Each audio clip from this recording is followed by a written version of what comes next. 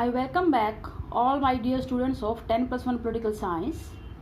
Today in this video we shall discuss how the Constituent Assembly functioned or how it worked. Constituent Assembly, while it started its functioning, it followed the certain principles, certain values, and these were the principles of deliberation. Deliberation is a thoughtful act. इसको बोलते हैं ना विचार विमर्श की प्रक्रिया. Every rule and every regulation was adopted after thoughtful debates and discussions. Therefore, Constituent Assembly was very authoritative, and we believe that Constitution contains those rules and regulations which are for the benefit of all of us. The authority of the Constituent Assembly does not come only from the fact that it was broadly representative. Yes, it was broadly representative, not perfectly representative, because the representative were not chosen on the basis of universal adult franchise. Rather, it was a territorial representation of the provinces or the group of provinces. जो constitute assembly के जो सदस्य थे वो adult franchise से सार्वभौमिक व्यस्क मताधिकार से उनका चुनाव नहीं हुआ था, ये हम पहले पढ़ चुके हैं. तो ये ब्रॉडली रिप्रेजेंटेटिव है, परफेक्टली रिप्रेजेंटेटिव नहीं है. अगेन इट्स अथॉरिटी, जो इसकी वैधता है, authority means validity, legality, why should we obey it comes from the procedures it has adopted to frame the constitution. जो विधियाँ संविधान में अडॉप्टेड हैं रूल्स एंड रेगुलेशंस बनाने के लिए, वो विधियों, वो तरीका जो अडॉप्ट किया गया है वो बहुत ही रीजनेबल और रैशनल तरीका है. ये कैसे है हम आगे पढ़ेंगे. And the values its members brought to their deliberations. During discussions जो आर्ग्यूमेंट्स हुए थे, जो डिबेट्स हुई थी, उनके अंडरलाइन वैल्यूज़ कौन कौन सी थी, कौन कौन से मूल्यों के आधार पर वो डिबेट्स हुई थी, जैसे कि डेमोक्रेसी होनी चाहिए, जस्टिस होना चाहिए, इक्वालिटी होनी चाहिए. तो ये सारी वैल्यूज़ जो थी हमारे मेंबर्स ने डेलिब्रेशंस के अंदर वो इन वैल्यूज़ के आधार पर डिस्कस किया था, डिबेट की थी. While in any assembly that claims to be representative, यदि कोई भी सभा, कोई भी ग्रुप कहता है भाई हम रिप्रेजेंटेटिव हैं, हम जो हैं सभी को रिप्रेजेंट करते हैं, सभी के इंटरेस्ट को, सभी के ओपिनियन को, व्यूज़ को रिप्रेजेंट करते हैं, तो इसके लिए सबसे इम्पॉर्टेंट एलिमेंट जो है, सबसे इम्पॉर्टेंट फैक्ट ये है कि views and opinions of the diverse section of the society must be represented. जो उस वक्त समाज में किसी भी देश के अंदर जो भिन्न भिन्न जो तबके हैं, जो वर्ग हैं, उन सब के विचारों को, उन सब के हितों को, उन सब के इंटरेस्ट को भी प्राथमिकता दी जानी चाहिए, और उनको पार्टिसिपेट करने का, एक डिसीजन मेकिंग के अंदर भागीदारी का, पार्टिसिपेशन का जो है मौका मिलना चाहिए. और हमारी कॉन्स्टिट्यूंट असेंबली के अंदर भी ऐसा ही हुआ, because each member deliberated upon the constitution with the interest of the whole nation in mind. क्योंकि संविधान सभा के हर सदस्य ने जो डिबेट की, डिबेट करते वक्त के उनके मन में केवल अपना इंटरेस्ट नहीं, खुद का व्यक्तिगत हित नहीं, पर्सनल इंटरेस्ट नहीं था उनके दिमाग में, बल्कि पूरी कम्युनिटी का, पूरी सोसाइटी का और पूरे देश का जो इंटरेस्ट था वो इनके दिमाग में था, उनके मन में था, और वो नैरो नहीं था. इसलिए जो भी उनका व्यू पॉइंट था इट वाज नॉट नैरो, ये बहुत सीमित नहीं था, because it represented the interest of the diverse sections of the society. No doubt there were disagreements among the members. हालांकि जो सदस्य थे उनमें असहमति भी थी, क्योंकि 100% कोई किसी पॉइंट पर एग्री नहीं कर रहा था. But some of the disagreements, जो कुछ पॉइंट्स थे जिन पर डिसएग्रीमेंट्स थी, उनका जो रीज़न है it could be trace to the members protecting their own interest, कि कुछ मेंबर्स अपने व्यक्तिगत हितों की रक्षा कर रहे हैं, इसलिए वो जो है यूनिवर्सल जो एग्रीमेंट है वो नहीं बन रहा है. तो कुछ जगहों पर ये भी देखने को मिला. Again there were legitimate differences of principle. Very important, आपको कीवर्ड्स ध्यान में रखने हैं. लेजिटिमेट डिफरेंसेस, लेजिटिमेट होता है ना वैध, जिनका बेसिस कोई वैल्यू होती है, डिसीजन मेकिंग में जो रीज़न का जो यूज होता है, पब्लिक रीजन का, जो सार्वजनिक जो एक सबकी भलाई के लिए जो वैल्यूज़ हैं, अगर वो उस प्रिंसिपल की अंडरलाइन है तो वो लेजिटिमेट है, वो वैध है. और डिफरेंसेस कई इश्यूज़ पर थे कि इंडिया को सेंट्रलाइज सिस्टम होना चाहिए या डिसेंट्रलाइज सिस्टम होना चाहिए. सेंट्रलाइज सिस्टम केंद्रीकृत सरकार, जहाँ पर सेंटर को के पास सारी पावर्स होती हैं, डिसेंट्रलाइज सिस्टम, विकेंद्रीकरण, जहाँ पर जो लोकल प्रोविंसेस होते हैं, लोकल स्टेट्स, बाकी जो यूनिट्स होती हैं सेंटर की, जो स्टेट्स कह लो आप, छोटे टाउन, शहर, विलेजेस कह लो, कि उनके पास भी जो है डिसीजन मेकिंग पावर्स हैं रिगार्डिंग देयर वेलफेयर। तो इस कम्प्लीटली सेंट्रलाइज कर दें या डिसेंट्रलाइज करें, इस इशू के ऊपर बहस थी।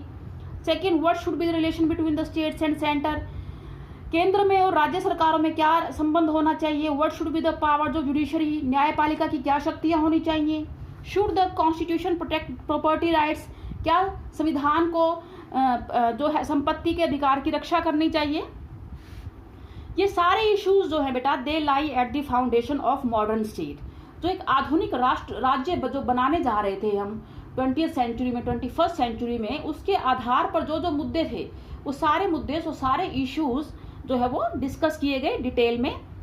Only one provision of the constitution was pass without virtually any debate, बिना किसी वाद विवाद के केवल एक ही प्रावधान पास हो पाया, वो था introduction of the universal suffrage, vote देने का अधिकार, कि every adult above 18 has the right to vote, चाहे वो किसी भी जेंडर से, किसी भी कास्ट से, किसी भी रेस से, एजुकेशन, इनकम कुछ भी हो उसकी, वो वोट कर सकता है।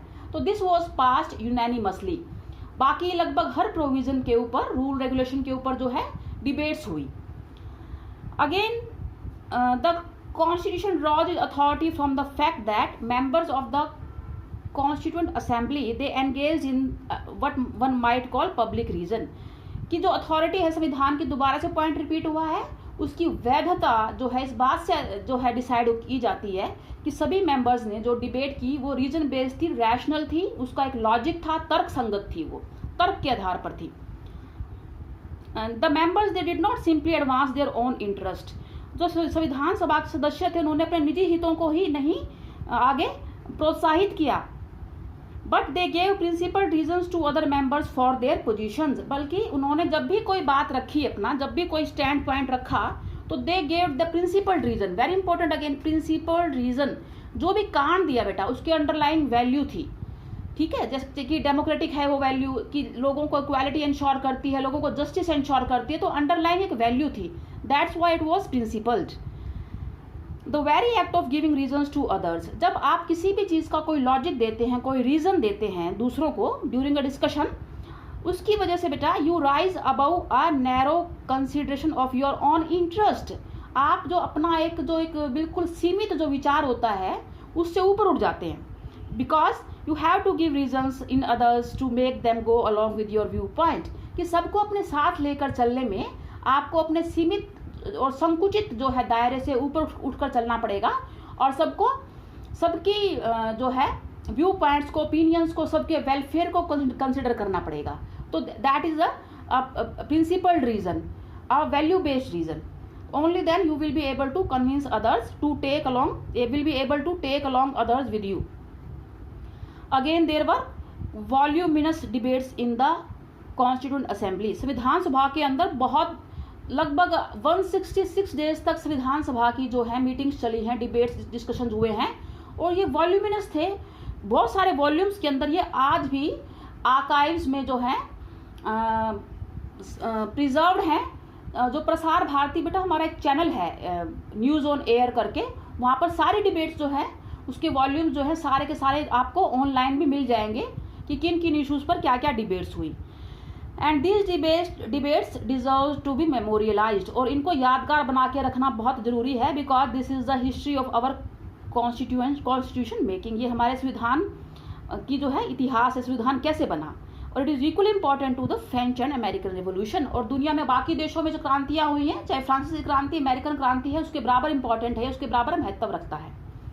नाउ प्रोसीजर्स जो हैं, वे किस तरह के जो प्रोसीजर्स हैं असेंबली के अंदर, कार्यविधियाँ जो है अपनाई गई, तो इवन जो मुंडेन प्रोसीजर्स हैं, जो मुंडेन मतलब ऑर्डिनरी प्रोसीजर्स हैं, वहाँ पर भी जो है रीजन रिफ्लेक्ट होता है कि कोई लॉजिक है, हर प्रोसीजर के अंडर एक लॉजिक है। देयर वर 8 मेजर कमिटीज़, और जिनको हेड किया, जिनके जो चेयरमैन बने, वो उनमें मेनली नेहरू जी थे, राजेंद्र प्रसाद जी हमारे फर्स्ट प्रेसिडेंट थे, सरदार पटेल, मौलाना आज़ाद और Ambedkar. They chaired these committees, and these men they did not agree on every issue. ये हर इशू पर एग्री नहीं किया इन लोगों ने, ये महान लोग थे, फ्रीडम फाइटर्स थे, and Ambedkar was a bitter critic of Congress and Gandhi. Ambedkar ji Congress और गांधी के आलोचक थे, क्योंकि कांग्रेस जो थी एक एलीट ऑर्गेनाइजेशन थी बेटा, एजुकेटेड मिडिल क्लासेस के लोग ज़्यादा थे, पढ़े लिखे, लॉयर्स, डॉक्टर, प्रोफेशनल्स, और जो वीकर सेक्शंस थे, एससीज हैं, एसटीज हैं, शेड्यूल्ड कास्ट थे, शेड्यूल्ड ट्राइब थे, इवन वीमेन ऑल्सो, इनका रिप्रेजेंटेशन बहुत कम था। तो डॉक्टर अम्बेडकर इसलिए क्रिटिसाइज करते थे कांग्रेस को और गांधी जी को भी कि आपका रिप्रेजेंटेशन जो डेमोक्रेटिक नहीं है, क्योंकि डेमोक्रेसी में क्या होता है, every section of society participates. Similarly Patel and Nehru they did not agree on many issues, nevertheless फिर भी they all work together to make our constitution. फिर भी सबने इन डिसएग्रीमेंट्स के बावजूद जो है मिलकर हमारा संविधान बनाने के लिए काम किया। ईच कमेटी, जो कमिटीज बनी, 8 मेजर कमिटीज ऊपर बताई गई हैं, और हर कमेटी के अंदर बेटा हर सब्जेक्ट के ऊपर जो डिबेट्स एंड डिस्कशन हुई, उनके अलग अलग प्रोविजंस थे, प्रावधान थे। तो हर कमेटी जो है जो भी रूल रेगुलेशन बनाती थी वो पूरी की पूरी कॉन्स्टिट्यूएंट असेंबली के सामने डिबेट के लिए उसको रखा जाता था। तो कॉन्स्टिट्यूएंट असेंबली के हर मेंबर को पता था कि what the committees are doing, ये कमिटीज क्या कर रही है, and this was really democratic, और ये वास्तव में लोकतांत्रिक पद्धति है, लोकतांत्रिक मेथड है। Usually an attempt was made to reach a consensus with the believe that provisions agreed to by all and would not be detrimental to any particular interest. और ये प्रयत्न किया गया कि जो कंसेंसस है, जो एग्रीमेंट, कंसेंसस मीन एग्रीमेंट, कि हर प्रोविजंस को अगर कंसेंसस मिलता है, एग्रीमेंट मिलता है, तो वो रीजन बेस्ड हो और वो किसी पर्टिकुलर सेक्शन के हितों के खिलाफ ना जाए। डेट्रीमेंटल होता है हार्मफुल, किसी भी पर्टिकुलर सेक्शन के इंटरेस्ट के लिए हार्मफुल नहीं है। And some provision are subject to vote, और कई नियमों पर, प्रावधानों पर वोट किया गया और मेजॉरिटी का प्रिंसिपल अपनाया गया। बट हर सिंगल आर्ग्यूमेंट और हर क्वेरी, हर क्वेश्चन को और हर कंसर्न को बहुत केयर के साथ, बहुत सावधानी पूर्वक डील किया गया, उसका आंसर दिया गया।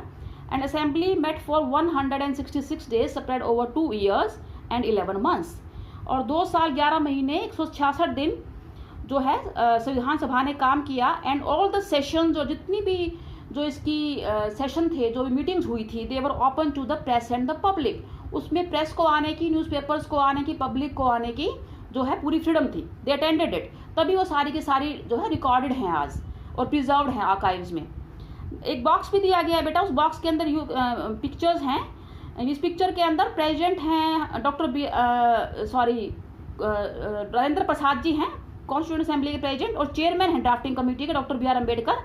दे आर ग्रीटिंग ईच अदर, और नीचे एक पैराग्राफ दिया गया बॉक्स के अंदर, ये पढ़ना। इसमें डॉक्टर राजेंद्र प्रसाद ने अप्रिशिएट किया है डॉक्टर अम्बेडकर के एफर्ट्स को, कि उनकी हेल्थ खराब थी फिर भी उन्होंने संविधान बनाने में इतना एफर्ट लिया, इतना, क्योंकि सारा क्रेडिट जो जाता है हमारे संविधान को बनाने का, वो जाता है डॉक्टर बी आर अम्बेडकर को। He was a lawyer, he was a very learn person, और उन्होंने कम से कम 80 कंट्रीज के कॉन्स्टिट्यूशन को स्टडी किया, संविधान 80 देशों के संविधानों की का अध्ययन किया, और ये हमारी सोशल, पॉलिटिकल, इकोनॉमिक सिचुएशन को देख के जो रूल एंड रेगुलेशन बनाए गए for the welfare of all. It was a really very tremendous task, और ये बहुत बड़ा कार्य था। तो डॉक्टर राजेंद्र प्रसाद उनको क्रेडिट दे रहे हैं, और सभी को क्रेडिट दे रहे हैं कि everyone worked with the same zeal and devotion. Read this paragraph, it is not difficult to understand. So today we have discussed how our constituent assembly worked by adopting the principle of deliberation, and what were the procedures adopted. So read the textbook pages 17 and 18, and I am giving you assignment on the basis of we have studied today. Solve the assignment and you are free to ask your queries.